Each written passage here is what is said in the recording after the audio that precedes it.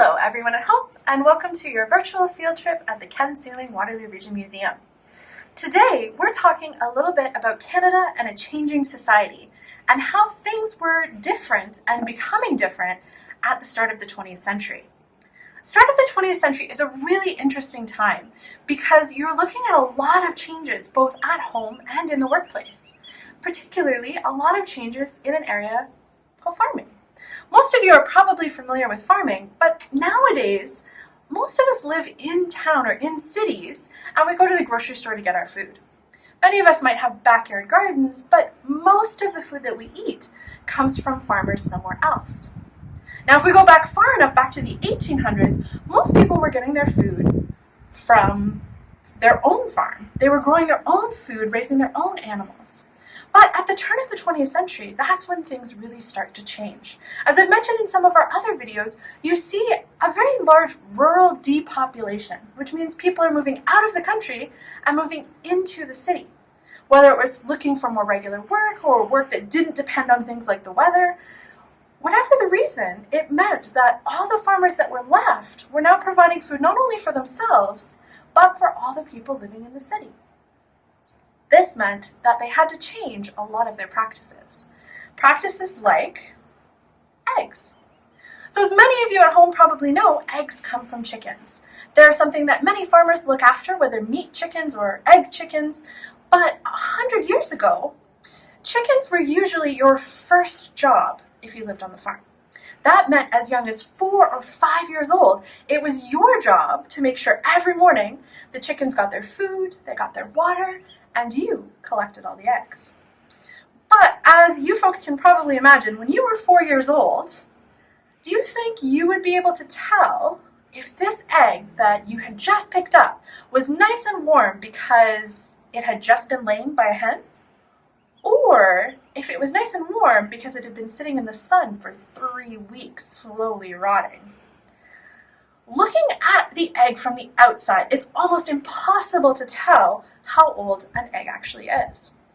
Now, if we go way back to those 1800s again, you're using your own eggs from your own chickens on your own farm. If you crack an egg and it's rotten, that's too bad. You can just crack another one. However, by the 1900s, if I'm selling my eggs and I sell you a rotten egg, chances are you're never going to want to buy eggs from me again. You're probably also going to tell all of your friends never to buy eggs from me. So your reputation as a farmer was really important. You had to make sure that you were selling good produce, good eggs, fresh things to all of your customers. And to help solve this problem, they came up with this funny looking machine right here. This is what's called an egg candler. It is nothing but a 4-sided box. You could make them at home, you could build kits that you could buy them. It has a little chimney on top and this funny little hole in the front. Now inside the hole, there is actually a glass flask that's filled with water. What that's going to do, along with the chimney, is to help my light.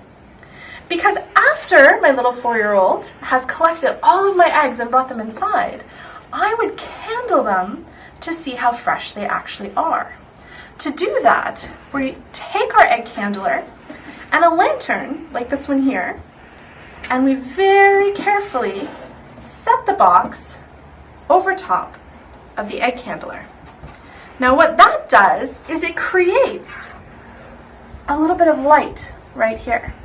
Now normally we would do this in a very dark room, and we would take our egg and we would hold it up to the light. What happens in our very dark room is that light actually lights up the inside of the egg so that you can see the tiny air pocket that exists at the top of every egg. That air pocket is an excellent tell because when an egg is first laid, it's about the size of a dime. As the egg gets older and older, that air pocket gets bigger and bigger. By the end of a week, it'll be about the size of a quarter. So a farmer would be able to tell how old an egg was just by looking at the size of the air pocket. You could also check the egg for things like cracks. If I held it up against the light, I would be able to see any cracks that were in the shell, or if the egg had actually been fertilized and there was a baby chick inside. the light doesn't shine through their beak or their feet. So you could hope that your little 4-year-old didn't shake the egg too much and return it back underneath the chicken in the hopes that it would hatch.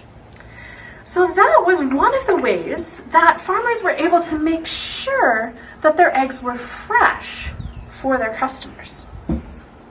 So what I invite you folks to do today is, many of us, especially in these troubling times, are thinking about how we can grow our own food. A lot of the aisles in the grocery store are empty at different times.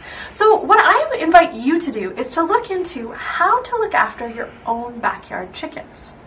The first thing you'll want to do, whether you're in a city or in a township, is check out the bylaws. Make sure you look into it and see if you can actually have backyard chickens, because there's lots of different rules in place about how many you can have or if you can have them at all. Once you figure that out, you can then go on a quest to see if you can figure out exactly what those backyard chickens would need. How much space do they need? What do they eat? What sort of protection would you have to give them from things like hawks and raccoons? So have fun and enjoy exploring having your very own backyard chickens.